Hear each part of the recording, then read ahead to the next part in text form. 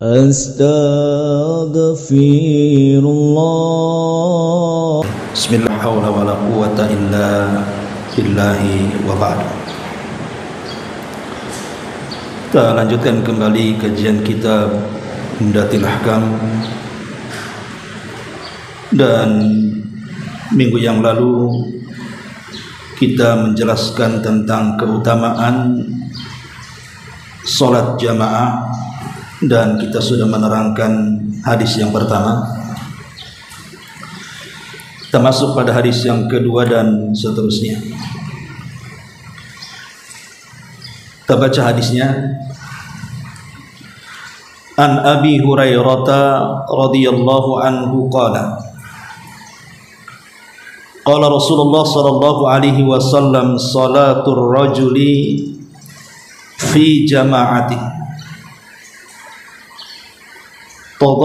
tudha'afu ala salatihi fi baitihi wa fi suqihi 25 dhifa.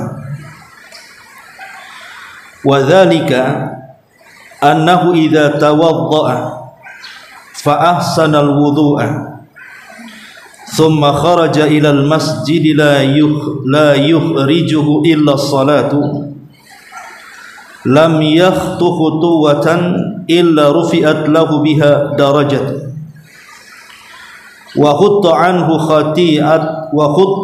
khati'atun fa idza shalla lam tazalil malaikatu tusalli alaihi ma dama fi musalla. Allahumma salli alaihi, Allahumma ighfir lahu, Allahumma arhamhu, wa la yazalu fi salatin man tadara salat. Dari sahabat Abi Hurairah radhiyallahu anhu, dia berkata, Rasul bersabda, salatnya seseorang dengan berjamaah itu akan dilipat gandakan dibandingkan salatnya di rumahnya atau di pasarnya sebanyak 25 lipatan. Dan yang demikian itu apabila seseorang berwudu, kemudian memperbaiki wudunya, kemudian keluar ke masjid dan tidak keluar kecuali dalam niat salat, maka tidaklah satu langkah kaki yang dilangkahkan kecuali akan mengangkat derajatnya, dan satu langkah kaki yang lainnya akan menghapus kesalahannya. Dan apabila dia salat, maka malaikat akan senantiasa mendoakannya selama dia berada di tempat salatnya. Ya Allah, ya Allah, berilah kebaikan kepada dia. Ya Allah, ampunilah dia. Ya Allah, rahmatilah dia. Dan dia akan senantiasa dalam keadaan salat selama dia menunggu salat. Ma'asyiral muslimat yang dimuliakan Allah Subhanahu wa taala, hadis ini banyak faedah yang kita akan bahas. Di antaranya hadis ini menjelaskan tentang keutamaan orang yang salat di masjid dan juga pahala yang akan dilipat gandakan di dalamnya. Kemudian juga yang kedua, bahwa salat sendirian itu akan banyak mengurangi pahala dibandingkan salat berjamaah. Kemudian juga yang ketiga, ada keutamaan berwudu yang dilakukan di rumah sebelum berangkat ke masjid. Kemudian juga yang keempat, penetapan adanya para malaikat, di mana para malaikat akan hadir kepada sesiapa yang melangkahkan kedua kakinya dari rumah menuju masjid dan mendoakannya. Dan yang terakhir, orang yang menunggu salat setelah salat maka dianggap dalam posisi dia sedang salat. Baik, kita akan bahas kalimat per kalimat.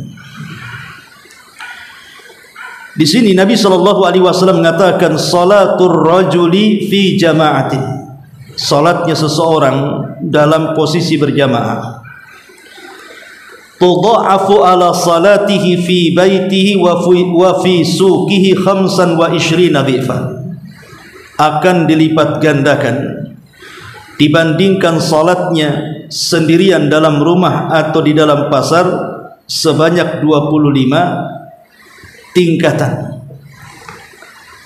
dan dalam riwayat lain 27 tingkatan.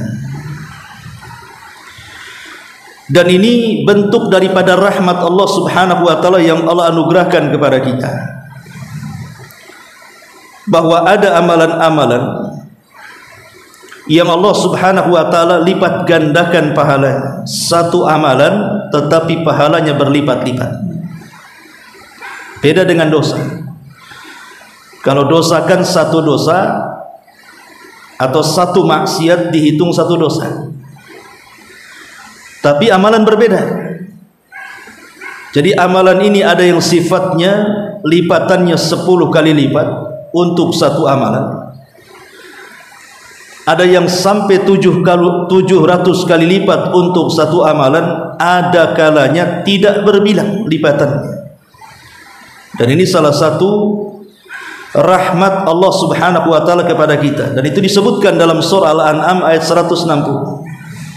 Allah katakan, man jaa bil hasanati falahu asyru amsalihha wa man jaa bis sayyiati fala yujza illa mithliha wa hum la yudhlamun. Barang siapa yang datang dengan satu kebaikan, maka dia akan mendapatkan 10 kali lipat kebaikan yang sama. Tapi siapa yang melakukan keburukan, maka tidak dibalas kecuali dengan keburukan yang sama. Artinya satu amal baik terkadang menjadi 10 lipat pahalanya, tapi satu amal buruk cuman satu dosa yang didapatinya, dan Allah tidak akan melakukan kezaliman. Kemudian juga Allah Subhanahu wa taala mengatakan dalam surah Al-Baqarah 261, wallahu yudha'ifu liman yasha, dan Allah terkadang akan melipatkan banyak lipatan pahala bagi siapa yang Allah kehendaki. Bisa 10 kali lipat, bisa 700 kali lipat, atau bahkan tidak ada batas lipatan. Contohnya umpamanya amalan sabar. Allah mengatakan innama yuwaffas sabiruna ajrahum bighairi hisab. Orang yang sabar itu maka akan diberikan balasan tanpa batas lipatannya. Lah di sini salah satu amalan yang bisa melipatkan satu amalan bisa berlipat-lipat pahalanya, kalau mengacu kepada hadis ini, adalah orang yang melaksanakan sholat jamaah. Tetapi apakah cuma sholat berjamaah? Tidak. Banyak amalan-amalan ini yang bisa melipatkan pahalanya. Di antaranya Nabi SAW ketika bicara tentang al-kalimatut thayyibah, kalimat yang indah yang diucapkan manusia.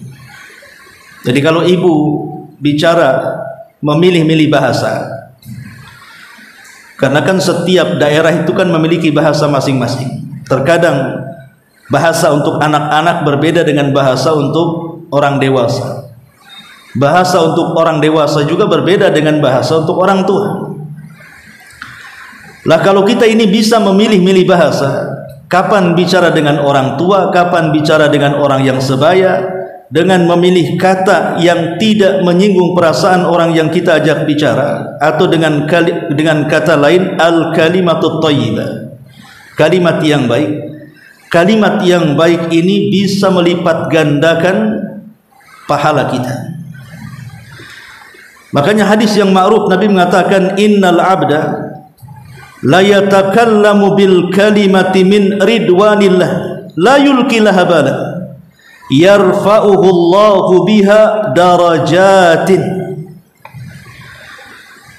Terkadang seorang hamba mengucapkan satu kalimat, tapi kalimat ini penuh dengan redha Allah Subhanahu wa taala. Terkadang tidak terpikir dia mengucapkannya, kecuali Allah akan angkat dari kalimat itu beberapa tingkatan. Kalimat beberapa tingkatan itu maksudnya lipatan pahala di sini. Satu kalimat tetapi mendapatkan banyak tingkatan-tingkatan pahala. Bagaimana kalau ibu mengucapkannya 100 kalimat, 300 kalimat, 1000 kalimat? Mungkin ngobrolnya agak lama ya. Kalau ngobrol sebentar ya tidak banyak kalimatnya. Tapi kalau ngobrolnya sampai sejam 2 jam bisa ribuan kalimat tuh. Nah, kalau satu kalimat saja Allah angkat derajatnya beberapa tingkatan, maksudnya dari segi pahala. Macam mana orang yang kemudian mengucapkan kalimat yang indah yang disedap telinga oleh pendengarnya, merasa enak, senang mendengarnya, maka ini akan melipatkan pahala kita. Jadi bicara saja jadi pahala sebenarnya, kalau kita ini memilih-milih bahasa. Ini yang pertama, kalimat yang baik. Yang kedua, orang yang hadir di majelis ilmu, sekali duduk di majelis ilmu, itu akan mengangkat banyak derajat kita. Bukan satu tingkatan, tapi bertingkat-tingkat. Makanya Allah Subhanahu wa taala mengatakan, yarfa'illahu alladhina amanu minkum walladhina utul ilma darajat wallahu bima ta'maluna khabir. Dalam surah Al-Mujadilah ayat 11, Allah akan mengangkat derajat orang-orang yang beriman di antara kalian, dan Allah akan mengangkat derajat orang-orang yang mencari ilmu di antara kalian darajatin, beberapa tingkatan. Jadi kalau ibu hadir satu kali di majelis ilmu itu bukan dapat satu pahala, tapi berpahala-pahala. Karena Allah mengatakan darajat, darajat itu jamah, bertingkat-tingkat pahalanya. Bagaimana kalau orang yang sering hadir di majelis ilmu, satu kali hadir saja kita akan mendapatkan banyak pahala. Ini yang kedua. Kemudian yang ketiga, sidqun niyah, memiliki niat yang jujur. Nabi SAW mengatakan, man sa'alallaha asyhadata bisidqin ballaghahu Allahu manazil asy-syuhada wa in mata ala firash. Barang siapa yang meminta kepada Allah untuk mati syahid, tetapi ada kejujuran dalam hatinya saat meminta, maka Allah Subhanahu wa taala akan sampaikan keinginannya. Dia memiliki pahala orang yang mati syahid walaupun mati di atas pembaringan kasurnya. Dia nggak ngapa-ngapain, hanya tidur saja, kemudian mati. Tapi dianggap pahalanya seperti syuhada. Manazilus syuhada. Kalimat syuhada ini bukan satu orang syahid, tapi syuhada itu jamak daripada syahid. Kalau syahid itu satu orang yang mati syahid, kalau syuhada itu banyak orang yang mati syahid. Jadi akan mendapatkan pahala banyak orang yang mati syahid. Ini menunjukkan bahwa niat yang baik dalam hati itu bisa mencapai derajat itu. Makanya ketika sahabat Khalid ibn Walid yang entah berapa ratus atau ribu tusukan yang ada di badannya, karena dia memang suka perang dan suka memilih untuk menjadi pemimpin perang karena kehebatannya, tapi dia meninggal bukan dalam peperangan. Dia meninggal di mana? Di pembaringan. Dia sakit kemudian meninggal. Harusnya seperti Khalid bin Walid ini mati di peperangan kan itu ya, karena entah berapa ratus peperangan yang sudah dilalui, tapi dia meninggal sakit dalam pembaringan. Sehingga ketika sebelum meninggal dia menangis. Kenapa dia meninggal halus seperti itu? Padahal tusukan pedang begitu banyak di badannya. Kenapa harus meninggal seperti itu? Tetapi Nabi SAW memberikan hiburan hati kepada Khalid bahwa orang yang meminta mati syahid, kalau itu benar, walaupun meninggal di pembaringan tidurnya, tetap dapat pahala para syuhada. Ini yang nomor 3. Kemudian yang nomor 4, hifdzul Qur'anil Karim. Suka menghafal Quran. Ya tidak harus mesti hafal 30 juz, tapi dia suka menghafal Quran. Walaupun istilahnya kalau usia-usia sudah 40-50 tahun kan agak error tuh ya. Bukan nambah hafalan, kadang-kadang ganti hafalan. Waktu hanya hilang, insyirahnya hafal ya. Nanti atinnya hafal, insyirahnya yang hilang. Nah, itulah orang yang sudah tua ya. Tetapi kalau ada keinginan dia menghafal Quran, walaupun surah-surah pendek, maka Nabi SAW mengatakan, yuqalu li sahibil Quran, iqra wartaq warattil kama kunta turattil fid dunya fa inna manzilataka inda akhiri ayatin taqra'u biha. Dikatakan kepada para penghafal Quran kelak di sorga, naiklah kalian, cari tingkatan kalian, tetapi tartilkan bacaan kalian sebagaimana kalian dulu membaca Quran di dunia, tartil. Karena akhir tingkatanmu di sorga itu disesuaikan dengan akhir ayat yang kau baca di dunia. Jadi walaupun hanya menghafal Quran, hanya Quran itu saja dipegang, tapi berusaha untuk dihafal terus-terusan ya, walaupun tidak harus 30 juz 30 jadilah, walaupun tidak sampai mungkin surat-suratnya, tetapi ada keinginan menghafal Quran, maka Allah akan lipat gandakan pahala. Disuruh milih tingkatannya di surga. Nah, ini juga amalan-amalan yang bisa meningkatkan pahala. Termasuk juga membiarkan uban. Ibu kalau ada uban di kepala, maka niatkan uban itu untuk mendapatkan tingkatan-tingkatan tinggi dalam Islam. Di antaranya hadis Rasul mengatakan, asyayyibu nurul mu'min. Uban itu cahayanya seorang mukmin. La yashibu rajulun syaibatan fil Islam. Tidaklah seseorang itu tumbuh uban dalam kondisi Islam, illa kanat lahu bi kulli syaibatin hasanah, kecuali dalam satu helai uban yang tumbuh di kepala itu dapat satu kebaikan. Wa rufi'a darajah wa rufi'a biha darajah, dan Allah akan angkat tinggi-tinggi derajatnya. Makanya jangan sampai uban-uban yang di kepala itu dicabut. Gatal Ustaz, enggak apa-apa, gatal-gatal ya. Biarkan dia uban tumbuh di kepala kita. Kalaupun pamannya nampak terlalu tua mukanya kan, masa usia saja 40 ubannya sudah berserak-serak kan, itu kayak nenek-nenek saja. Boleh disemir Bu, nggak ada masalah, tapi hindari warna hitam saja. Bisa disemir Bu. Bahkan kalau disemir pirang kayak orang barat jadinya Bu ya. Intinya bahwa menumbuhkan uban dengan niat mendapatkan pahala itu mendapatkan berlipat ganda pahala, karena setiap satu uban itu satu kebaikan tuh katanya. Termasuk juga saddul faraj. Ibu kalau sholat berjamaah kemudian merapatkan safnya dan meluruskannya, maka Nabi SAW mengatakan, man sadda furjatan rafa'ahu Allahu biha darajah. Siapa yang memenuhi saf yang kosong supaya rapat safnya dan lurus, maka Allah akan angkat baginya derajatnya. Allah akan berikan banyak pahala. Kemudian termasuk juga as-salatu ala nabi, bersalawat kepada Nabi SAW.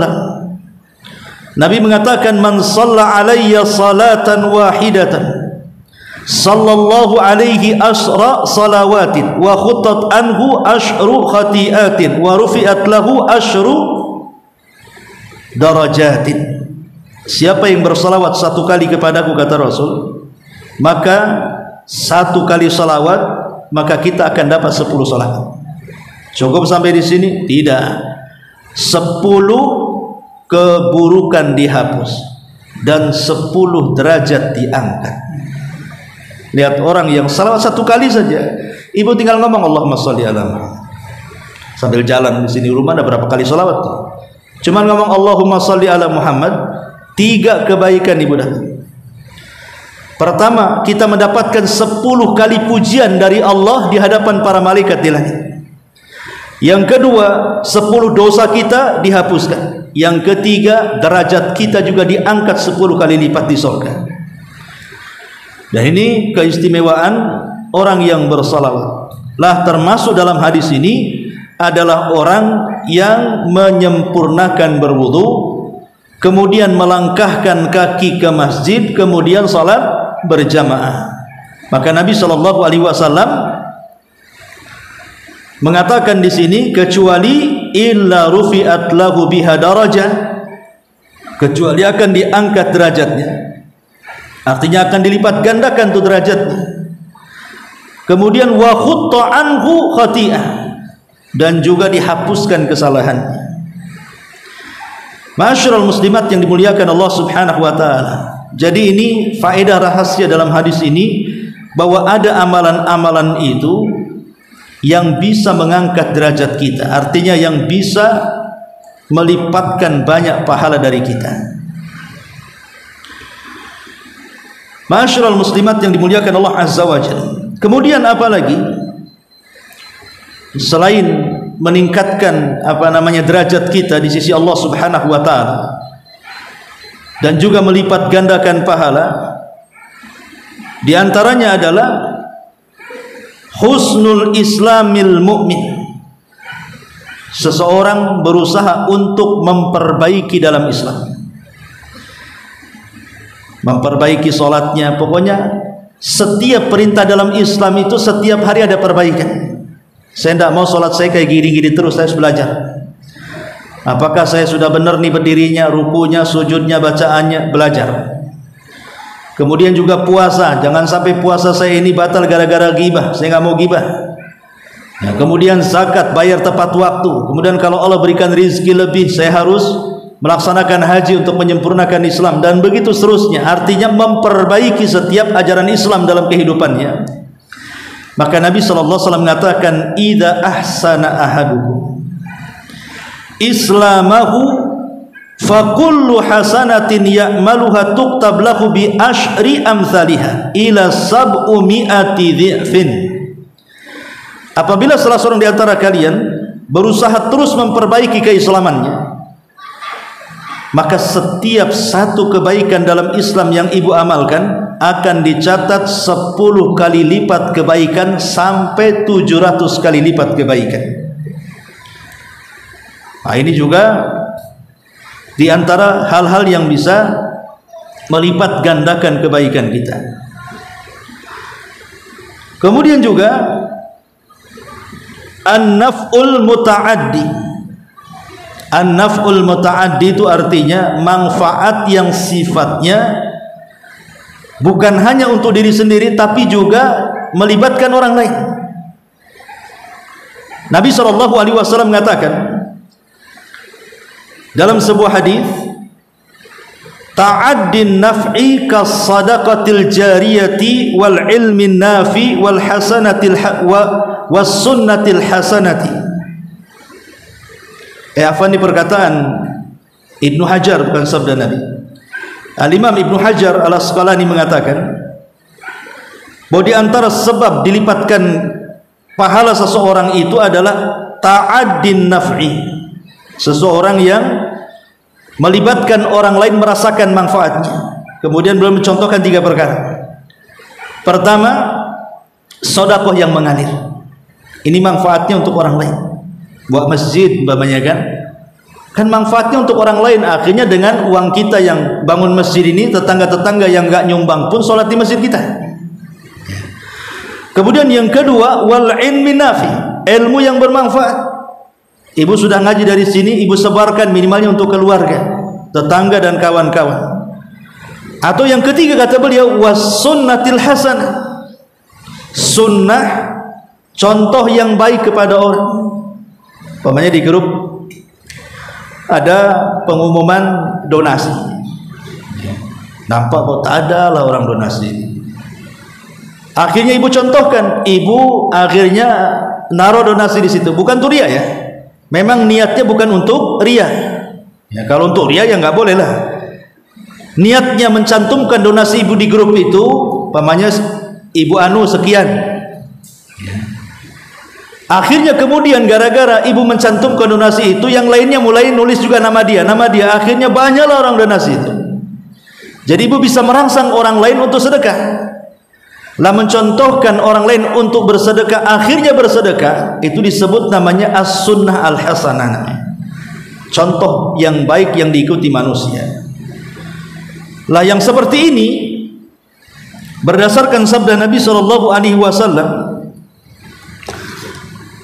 inna dalla 'alal khairi kafa'il, sesungguhnya orang yang menunjukkan manusia kepada kebaikan, maka pahalanya maka dia akan mendapatkan pahala sebanyak orang yang diajaknya kalau dia mengikuti seruan kita. Umpamanya kita cuman ngomong kepada satu orang tentang apa gitu ya, kemudian orang ini menyampaikan ke orang banyak dan didengar, maka pahala orang banyak itu kembali ke yang pertama yang mencontohkannya. Nah ini juga diantara pahala yang bisa melipat gandakan. Ya tentu pahala melipat gandakan itu bukan urusan amal saja. Terkadang berkaitan dengan tempat, terkadang berkaitan dengan waktu. Contoh berkaitan dengan tempat, orang yang sholat di Masjidil Haram dengan orang yang sholat di Nurul Hidayah di sini beda pahalanya. Sebab orang yang sholat di sana lipatannya 100.000 kali lipat. Kalau sholat di sini kan cuman ya jamaah 25 atau 27 kan begitu ya. Tetapi kalau kita sholat di Masjidil Haram itu, kita mendapatkan 100.000 kali lipat dibandingkan sholat di masjid di sini. Atau umpamanya di Masjid Nabawi, orang yang sholat sekali sholat di Masjid Nabawi sama dengan 1.000 kali lipat sholat di masjid di sini. Atau di Masjidil Aqsa sama lipatannya 500 sholat atau 250 kali sholat dibandingkan di masjid sini. Lah terkadang tempat itu juga mempengaruhi lipatan pahala. Ya, tempat itu juga bisa mempengaruhi lipatan pahala. Atau bukan hanya tempat, terkadang waktu. Contoh umpamanya ibu beribadah di malam Lailatul Qadar, itu akan berbeda nilainya kalau ibu beribadah di malam-malam yang di luar Lailatul Qadar. Sebab orang yang beribadah di malam Lailatul Qadar itu disamakan dengan 1000 bulan lipatannya, atau 83 tahun 6 bulan lipatannya orang yang sholat di malam Lailatul Qadar, atau sedekah di malam Lailatul Qadar, atau birrul walidain di malam Lailatul Qadar. Sebutkan amalannya. Jadi kalau seandainya ibu ini sholat di rumah di malam Lailatul Qadar, anggaplah tahajud 2 rakaat, maka seolah-olah ibu melaksanakan sholat 2 rakaat itu selama 83 tahun 6 bulan, selama 1000 bulan. Jadi waktu itu juga bisa mempengaruhi lipatan amal. Atau contoh sekaranglah kita berada di bulan Hurum, di bulan Dzulqa'dah nih. Orang sudah hampir mepet masuk ke bulan Dzulhijjah, masuk ke 10 awal Dzulhijjah yang merupakan hari-hari terbaik dunia. Kalau seseorang beramal baik di bulan Dzulqa'dah sekarang atau nanti di bulan Dzulhijjah atau di bulan Muharram yang kategorinya Ashhurul Hurum, bulan-bulan hurum, maka itu jauh lebih banyak pahalanya dibandingkan orang beramal di luar bulan-bulan hurum. Jadi waktu itu terkadang juga mempengaruhi lipatan amal. Ma'asyiral muslimat yang dimuliakan Allah Subhanahu wa taala. Ataupun syaraful amal, kemuliaan sebuah amalan. kemuliaan sebuah amal itu terkadang mempengaruhi lipatan pahala seseorang hamba kepada Allah Subhanahu wa taala. Seperti tadi contohnya hadis yang kita baca di sini tentang orang yang beramal berjamaah itu lebih banyak lipatannya dibandingkan orang yang beramal sendirian. Nah, orang sholat jamaah kan amalan jamaah tuh rame-rame gitu ya. Terkadang kemuliaan amal juga mempengaruhi lipatan pahala. Ya contohnya dalam hadis ini. Ini juga diantaranya hal-hal yang bisa melipat gandakan amalan kita.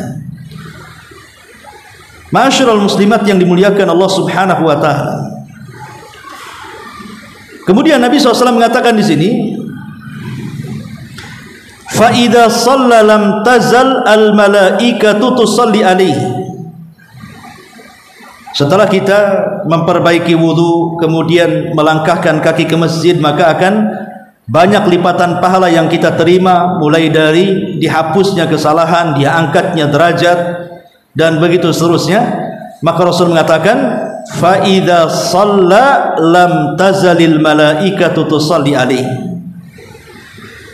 Dan senantiasa malaikat itu akan senantiasa berdoa kepada orang yang sholat jamaah itu, madama fi musalla, selama dia masih berada di tempat sholatnya.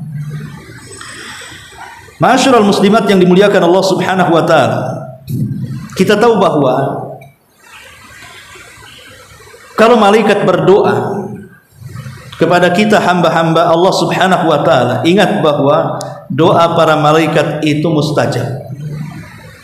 Doa para malaikat itu mustajab, tidak mungkin tidak dikabulkan.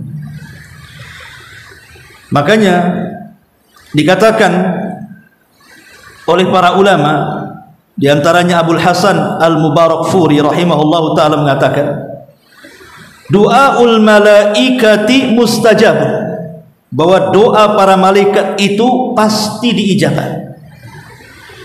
Doa para malaikat itu pasti diijabah. Sampai-sampai yang menunjukkan doa malaikat itu diijabah, sampai-sampai Nabi SAW menakut-nakuti. Menakut-nakuti siapa? Menakut-nakuti para istri yang menolak ajakan suami dengan laknat. Kata Nabi SAW, apabila seorang suami mengajak istrinya berhubungan kemudian enggan sampai suaminya marah, maka Rasul menakut-nakuti apa? Maka wanita itu akan dilaknat mulai dari penolakannya sampai waktu subuh. Lah ketika kalimat Allah akan para malaikat akan melaknat, itu kan nakut-nakuti namanya. Secara otomatis kan ibu jadi takut jadinya kan. Karena kalau saya menolak ajakan suami nanti saya dilaknat tuh. Lah kata para ulama, ketika Rasul sallallahu alaihi wasallam menakut-nakuti kita umatnya, terutama bagi wanita yang diajak bergaul kemudian tidak mau akan dilaknat, karena tahu bahwa doa para malaikat itu mustajab masalah. Doa para malaikat itu pasti mustajab. Ya wajar saja malaikat mustajab, karena malaikat itu hamba Allah yang mulia, tidak bermaksiat.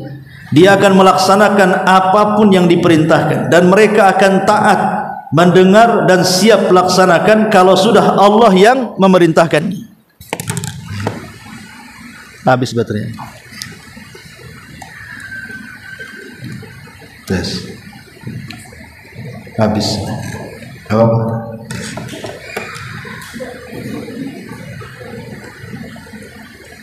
Baik, kemudian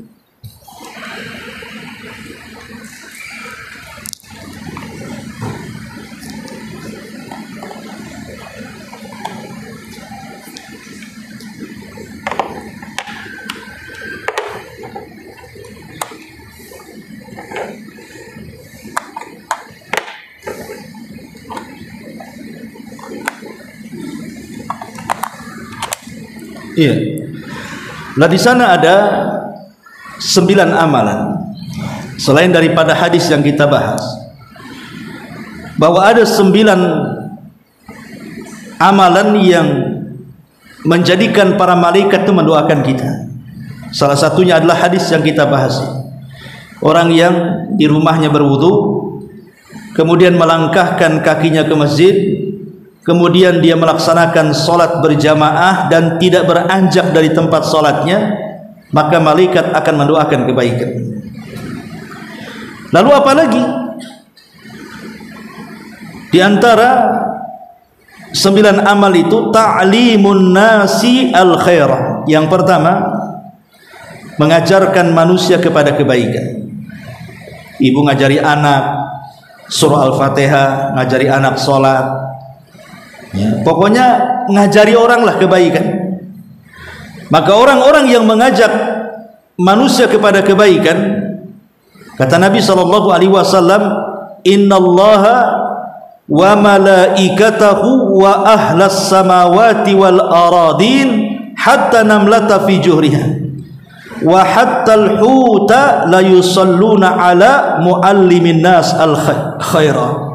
Sesungguhnya Allah dan juga para malaikatnya, bahkan penduduk langit semua dan penduduk buminya, mereka semua akan mendoakan kebaikan kepada orang yang mengajarkan manusia kepada kebaikan. Maka didiklah anak kita dengan baik. Jangan contohkan mereka dengan keburukan. Berikan contoh, mengajak manusia kepada kebaikan bukan hanya sekedar ucapan, ngajak manusia dengan ucapan kita, bahkan mengajak manusia kepada kebaikan pun bisa dilakukan dengan perbuatan kita. Makanya kita ini orangnya kalau ngomong hati-hati, nggak pernah mau ghibah, nggak pernah namimah, nggak pernah suka merendahkan, mencaci, memaki. Akhirnya orang melihat kita kemudian menirunya, itu secara otomatis kita sudah mengajak kebaikan dengan akhlak kita itu. Itu juga masuk pada hadis ini, mereka akan mendapatkan doa baik para malaikat. Kemudian yang kedua, julusul musalli fi musallahu alladhi shalla fihi. Seseorang duduk di tempat solatnya saja, habis solat tidak pulang, duduk di tempat solat. Entah ibu baca Quran, entah ibu berzikir gitu ya. Kata Nabi SAW, al malaikatu tusalli ala ahadikum ma dama fi musallah alladhi shalla fihi ma lam yuhdith. Para malaikat akan mendoakan kepada salah seorang di antara kalian di tempat salatnya yang ia salat di situ selama belum batal wudunya. Selama belum batal wudunya. Apa doa malaikat? Dua. Allahumma gfir lahu, Allahumma arhamhu. Ya Allah, ampuni dosa orang ini, ya Allah rahmati orang ini. Ini yang kedua. Kemudian yang ketiga, as-salatu fi safil awal. Salat di saf yang pertama. Tentu bagi laki-laki di depan, kalau perempuan kan di belakang. Kata Nabi SAW, innallaha wa malaikatahu yusalluna ala sufufil ula. Sesungguhnya Allah dan para malaikatnya akan mendoakan kepada orang-orang yang berhasil mendapatkan saf pertama di dalam salat. Kemudian yang keempat, as-salatu fi mayamini sufuf. Salat di sebelah kanan. Namanya ada ibu masbuk nih, kemudian imam sudah selesai sholat, adalah orang yang baru datang belum sholat juga, kemudian sholat berdua, maka jangan ambil sebelah kiri, tapi ambil sebelah kanan. Ya, jadi imamnya di sini, makmumnya di sini sebelah kanan. Jangan ditaruh sebelah sini, sebelah kiri. Ya. Kenapa demikian? Karena Rasul mengatakan, innallaha wa malaikatahu yusalluna ala mayamini sufuf. Sesungguhnya Allah dan para malaikatnya akan bersalawat, artinya akan mendoakan baik kepada orang-orang yang berada di sebelah kanan saf. Ini yang kelima. Yang keempat. Yang kelima, waslu sufufi fi as-salati. Menyambungkan saf di dalam salat. Ibu baru sampai nih, kan imam mengatakan sawu sufufakum, atau ibu masbuk. Kalau ibu masbuk dan orang sedang sholat dan sedang berdiri posisinya, langsung mengambil saf, kemudian merapatkan dengan yang sudah sholat atau yang sedang sholat. Karena Nabi SAW mengatakan, Innallaha wa malaikatahu yusalluna 'alal ladzina yasiluna sufufa. Sungguhnya Allah dan para malaikatnya akan mendoakan kebaikan bagi orang-orang yang menyambung safnya. Nah, ini juga yang kelima. Kemudian yang keenam, at-tasakhur, tidak meninggalkan sahur saat puasa. Jadi ibadah sahur ini adalah penyebab doa para malaikat kepada kita. Nabi mengatakan, Innallaha wa malaikatahu yusalluna 'alal mutasakhirin. Sesungguhnya Allah dan para malaikatnya, mereka akan mendoakan kebaikan kepada orang yang makan sahur. Kemudian yang nomor 7, as-salatu 'alan nabi, bersalawat kepada Nabi sallallahu alaihi wasallam. Dan yang terakhir, as-saim idza akala indahu, orang yang berpuasa kemudian dia makan di sisi kita.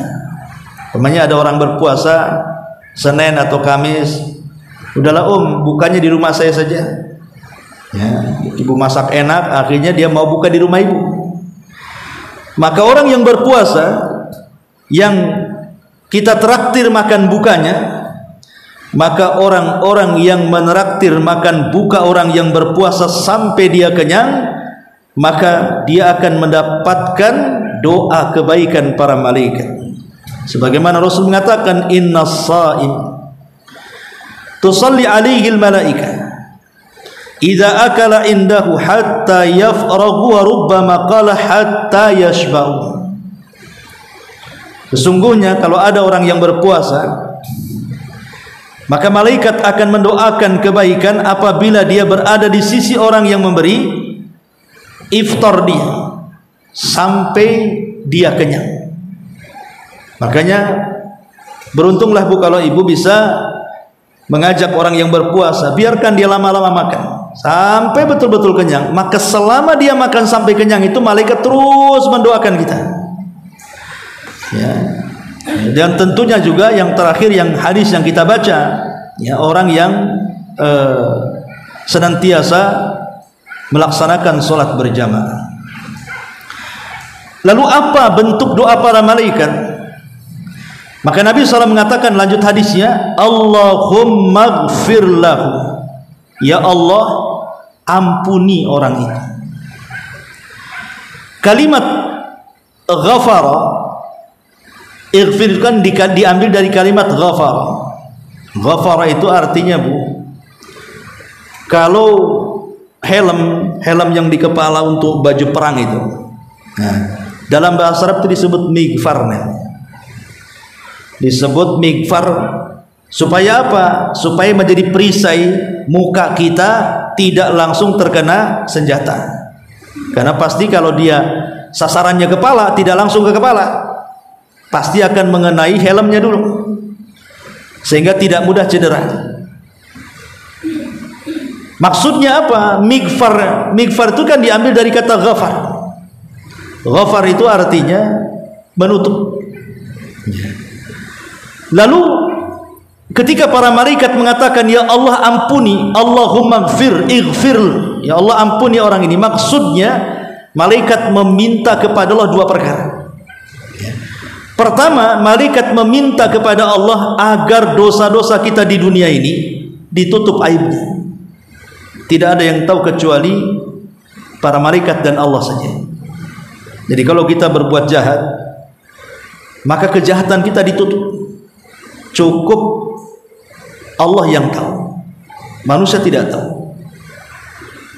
Dan ini sebuah nikmat Bu, sebab kalau seandainya seseorang melakukan dosa sampai ketahuan orang, betapa banyak orang-orang yang sangat malu sekali ketika satu dosanya ketahuan. Umpamanya seorang mencuri, ada seseorang mencuri panci tetangga, walaupun hanya sekedar panci mungkin nggak berharga, terkena CCTV. Kemudian sama yang pemilik pancinya diviralkan pula di YouTube, di Facebook, di TikTok, padahal panci Bu. Coba bayangkan, kira-kira netizen Indonesia yang tukang bully itu gimana tuh?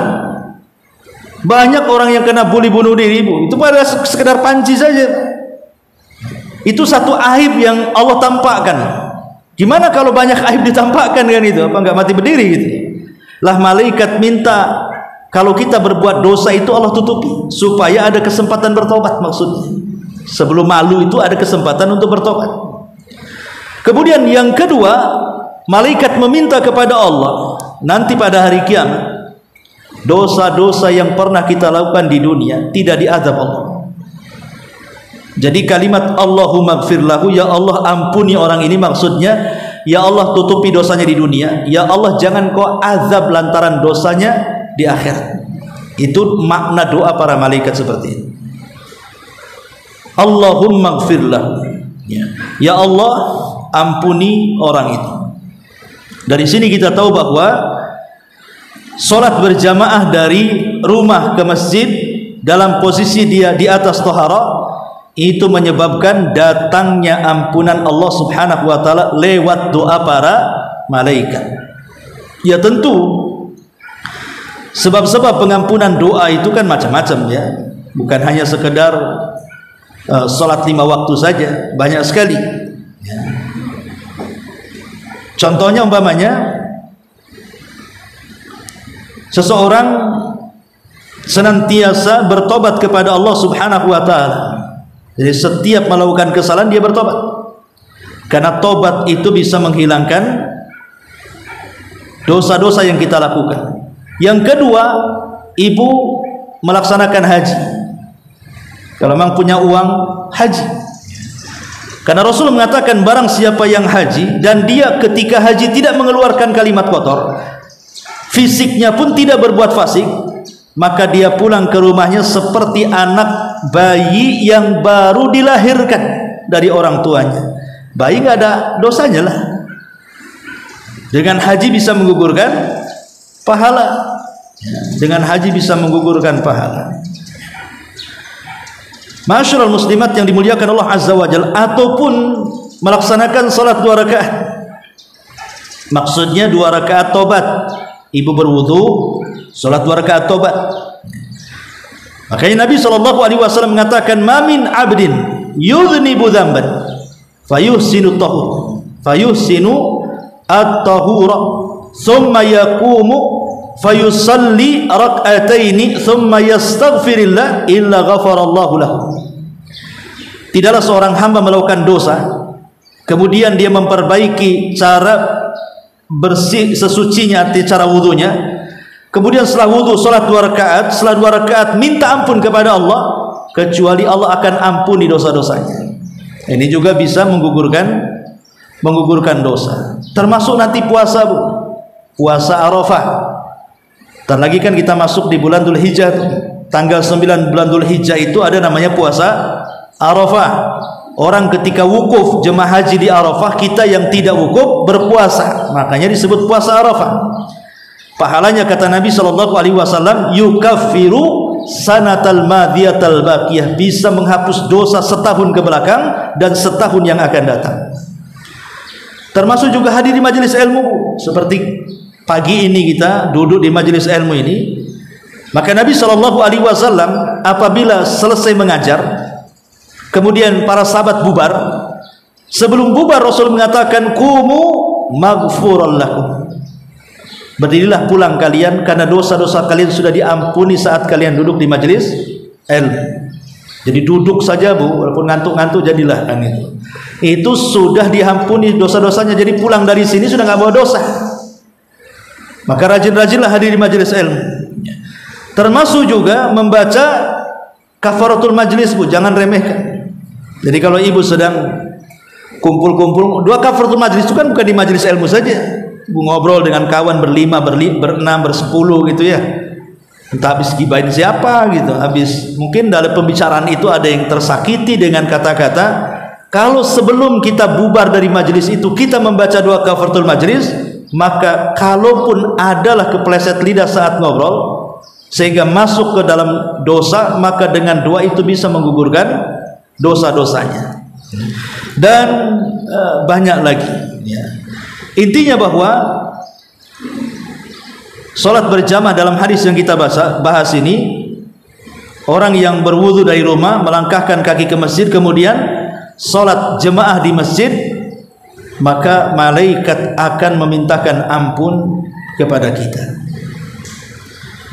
Tapi yang jelas bahwa ampunan Allah Subhanahu wa taala itu sangat luar biasa kepada kita. Jangan sampai disia-siakan, apalagi dibatalkan. Makanya sering saya katakan, Bu, beramal itu terkadang ada mudahnya, ada sulitnya. Seperti orang ibu belajar di sini nih kan, ada senangnya, ada susahnya kan. Kadang malas, ya, kadang juga rajin, kadang ada saja gangguannya akhirnya nggak hadir. Artinya bahwa amalan itu ada yang mudah dikerjakan, ada yang terkadang malas dikerjakan. Tetapi kan bisa kita lakukan, bukan kita tidak bisa melakukannya, bisa kalau dipaksakan mesti bisa. Tetapi masalahnya bukan di situ. Ketika kita sudah mendapatkan pahala dari amalan yang kita lakukan, untuk menjaga pahala itu yang paling sulit. Ibu udah bolak-balik nih hadir di majelis ilmu kan dapat pahala, atau yang bolak-balik sholat duha, sholat tahajud, sholat rawatib atau sedekah, mungkin pahala ibu banyak. Tapi mempertahankan pahala itu tidak sebagaimana mencari pahala. Mencari pahala mudah, tapi mempertahankan pahala itu sulit. Karena ada perkara-perkara terkadang pahala itu bisa digugurkan tanpa sadar oleh kita. Seperti contohnya orang murtad umpamanya kan. Orang murtad, bayangkan dia sudah dari mulai dia brojol sudah Islam sampai kemudian usia 40-50 tahun, tiba-tiba di akhir hayatnya murtad, habis semua amalannya. Kemudian juga kesyirikan, menggugurkan amal kesyirikan itu, atau membenci apa yang Allah turunkan. Ada sebagian orang yang tidak suka dengan cadar umpamanya karena awam, ya, pakaian apalah itu kayak ninja saja itu, apa nggak panas dia kan. Nah, jadi dia mencela perintah yang Allah turunkan kepada kita. Ingat, Allah mengatakan dalam Al-Quran, dzalika bi annahum karihu ma anzalallah fa ahbata a'malahum. Yang demikian itu karena mereka membenci apa yang Allah turunkan, maka Allah akan leburkan amalan mereka, Allah akan hancurkan amalan mereka. Kalau kita ini tidak suka dengan sesuatu, maka jangan membencinya. Tidak suka dengan sesuatu, jangan membenci. Seperti orang berpoligami. Berpoligami ini kan syariat Allah. Mungkin bagi sebagian wanita tidak setuju, tapi jangan dicela syariatnya. Atau contohnya umpamanya hukum hudud, potong tangan, kemudian rajam sampai mati. Itu memang hukum Allah. Jangan kemudian dicela, itu sadis, itu enggak berperi kemanusiaan, itu menyelisih HAM dan lain sebagainya. Ya, kalau tidak suka jangan mencela, gitu maksudnya. Karena itu semua hukum Allah Subhanahu wa taala. Karena orang yang membenci hukum Allah, maka itu bisa menjadikan batal amalan yang sudah dikerjakan. Ataupun isa'atul adab ma'an nabi, buruknya adab kepada Nabi sallallahu alaihi wasallam, itu pun sama bisa. Oh, Nabi sudah meninggal, Ustaz. Bagaimana? Ya, Nabi meninggal iya, tapi ajarannya masih ada. Hadis-hadisnya masih ada sampai kepada kita. Jangan kita berburuk sangka ataupun berburuk adab kepada Nabi sallallahu alaihi wasallam dengan menolak hadis-hadisnya. Dan banyak lagi ya. Intinya bahwa hal-hal yang seperti ini kalau seandainya mungkin orang sudah terjerumus kepada murtad, naudzubillah, tapi dia mau tobat, mau kembali kepada Islam, maka Allah akan kembalikan amalannya. Atau dia pernah melakukan kesyirikan, kemudian dia tobat, dia meminta ampun kepada Allah, maka akan dikembalikan amalannya. Atau mungkin dia tadi yang dulunya benci dengan syariat Allah, sekarang cinta, bertobat dia. Atau mungkin kurang adab dengan Nabi, akhirnya memperbaiki adabnya. Nah, itulah pentingnya kita ini mendapatkan ampunan dari dosa-dosa yang kita lakukan. Nah, salah satunya adalah hadis ini, para malaikat mendoakan ampunan kepada Allah akan dosa-dosa kita. Kemudian doa yang kedua, para malaikat mengatakan Allahumma rahamhu, ya Allah rahmati orang ini. Ya, namanya rahmat itu sesuatu yang kita hajatkan. Makanya Nabi Adam ketika diciptakan oleh Allah Subhanahu wa taala, saat ruhnya ditiupkan Nabi Adam itu, apa yang diajarkan Allah Subhanahu wa taala kepada Nabi Adam? Salah satunya ucapan salam. Allah mengatakan, ya Adam, ucapkan salam kepada para malaikat. Maka Adam mengatakan, assalamu alaikum. Maka malaikat menjawab, wa alaikumussalam wa rahmatullah. Adam didoakan rahmat oleh para malaikat. Ya. Kemudian yang kedua, saat ruh sampai di tenggorokan, Adam bersin. Kemudian Allah mengatakan, ya Adam, kul alhamdulillah. Katakan alhamdulillah. Maka Adam kemudian mengucapkan alhamdulillah. Allah katakan, yarhamuka rabbuk. Allah telah merahmatimu wahai Adam. Jadi saat Adam diciptakan ke bumi oleh Allah Subhanahu wa taala, didoakan rahmat oleh Allah dan para malaikat. Adapun doa Allah kepada Adam ketika menjawab bersin. Adapun doa malaikat dengan rahmat kepada Adam saat menjawab salamnya Adam. Sejak itulah maka manusia akan mendapatkan banyak rahmat di bumi dari turunan Adam itu. Kenapa kita butuh dengan rahmat ini, Bu? Karena yang menentukan orang masuk surga itu bukan amal kita, tapi rahmat Allah Subhanahu wa taala. Itu masalahnya. Makanya ketika para malaikat mendoakan rahmat kepada kita, maknanya kita didoakan masuk surga sebenarnya. Karena tidak ada orang yang bisa masuk surga kecuali dengan rahmat Allah Subhanahu wa taala. Dan yang terakhir, wala yazalu fi salatin man tadara shalah.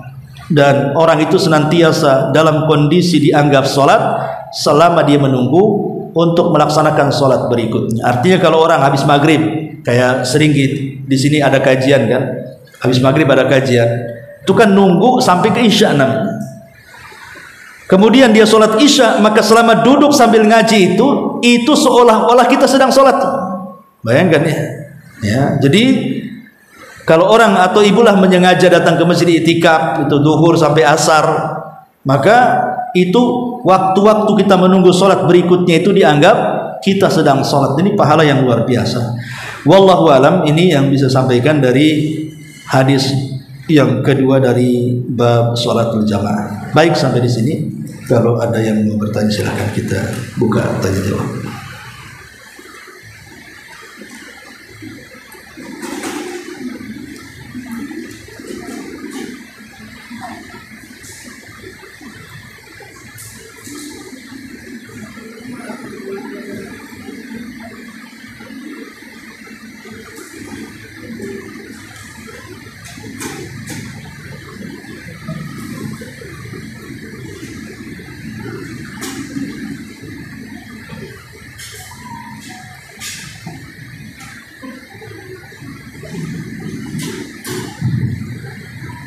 Assalamualaikum warahmatullahi wabarakatuh. Waalaikumsalam.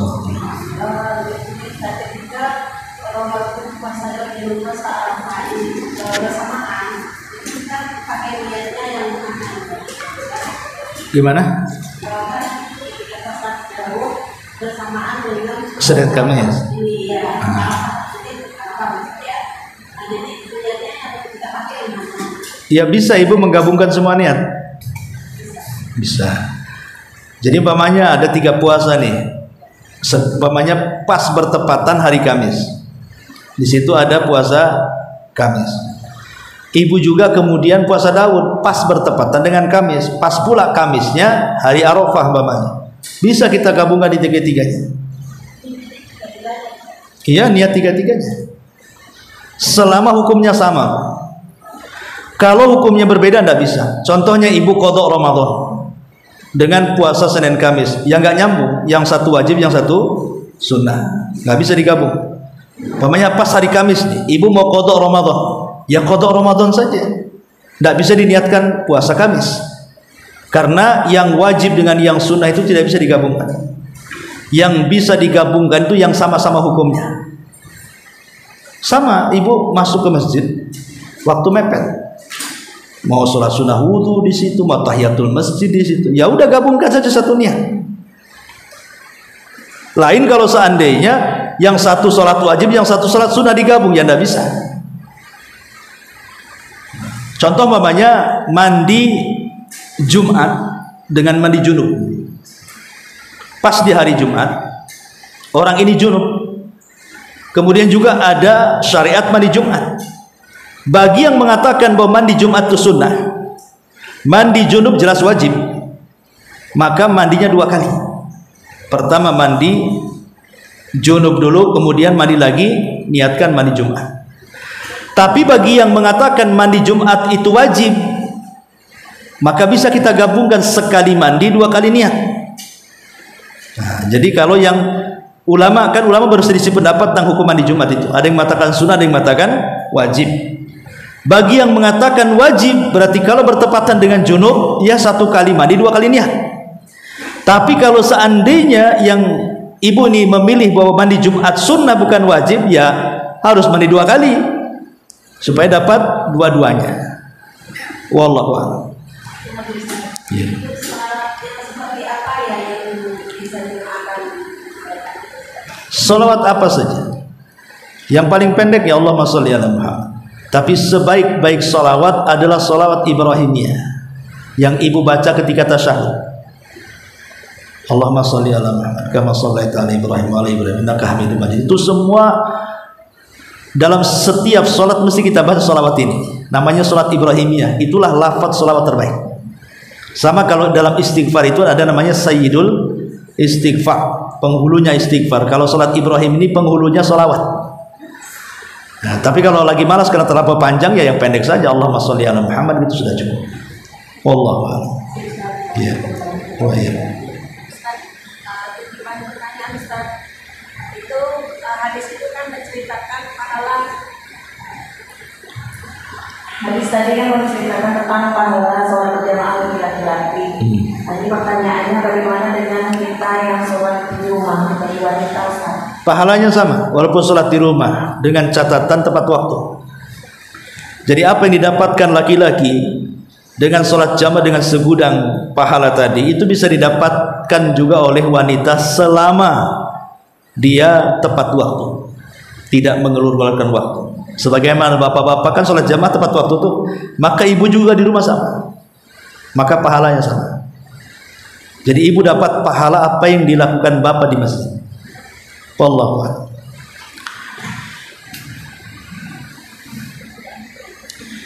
Oh ya, ini dah detik 10. Sampai di sini subhanallah hamdika asyhadu an la ilaha illa anta astaghfiruka wa atubu ilaik.